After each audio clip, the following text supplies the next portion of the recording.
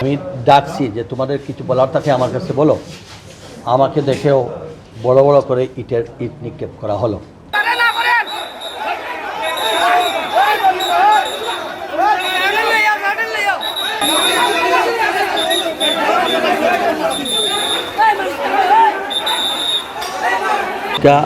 Van গাড়ি এগুলা আপনারা দেখেছেন, পায়ের উপরে পা তুলে ইঞ্জিন রিক্সা, আমাদের কোনো প্লেট নাম্বার নাই, কোনো পারমিশন নাই।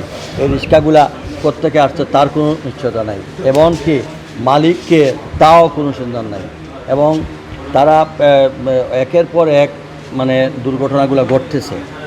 আর সবচেয়ে বড় জিনিস হচ্ছে যে এইটা তো একটা ডিসিপ্লিন জন্মদিন নিয়ে আসে। এর আগে আপনারা দেখেন 6-7 মাস আগে আমরা বলছিলাম মোটর রিক্সাগুলো বন্ধ রাখার জন্য।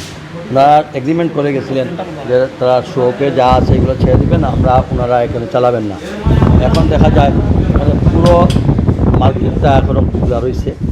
এবং আপনারা দেখেন জিন্দাবাজার থেকে এটা একটা মিছিল সহকারে ব্যানার সম্মিলিত আছে, এটা ভিতরে একটা অর্গানাইজ হচ্ছে। আমার মনে হয় এটা আমাকে আমার পরিষদকে সুন্দরভাবে এই নগরীর কাজ করার ক্ষেত্রে ব্যাঘাত সৃষ্টি করা, এই সুন্দর জিনিসের মধ্যে এটা পরিকল্পিতভাবে। কারণ এটা আপনারা যদি ভিডিও ফুটেজ দেখেন, মিছিল কারা নিয়ে আসছে, কে মিছিলের উদ্যোক্তা, কারা এই বক্তব্য রেখেছেন, এরপরে সরকারি সম্পত্তির উপরে আঘাত এসেছে।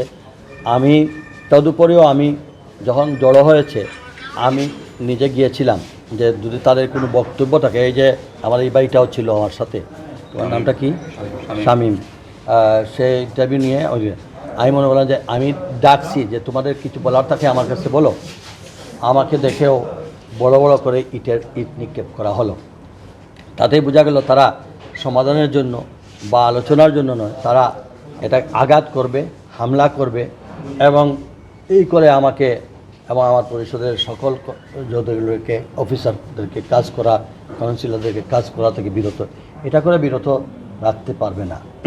তবে আমি মনে করি নগরবাসী সবাই ভেবে একবার চিন্তা করার বিষয় আছে যে নগরের স্বার্থে যদি আমরা কোনো কাজ করে থাকি, সেই ক্ষেত্রে যদি কোনো প্রতিবন্ধকতা আসে, সেখানে জনগণকে এগিয়ে আসতে হবে।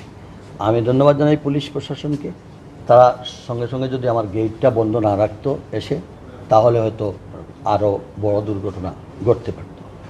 এবং এখানে তো শুধু আমার এমপ্লয়ি না, সাধারণ মানুষরাও এখানে ছিল। এখানে একটা ব্যাংক, সাধারণ মানুষ আক্রান্ত হয়েছেন, এবং সরকারি সমস্ত গাড়িগুলি ভাঙচুর। যাই হোক, আমরা আমাদের পরিষদের সকল সদস্যবর্গকে ডাকছি, আমরা সম্মিলিতভাবে আমাদের পরিষদের সিদ্ধান্ত নিয়ে পরবর্তী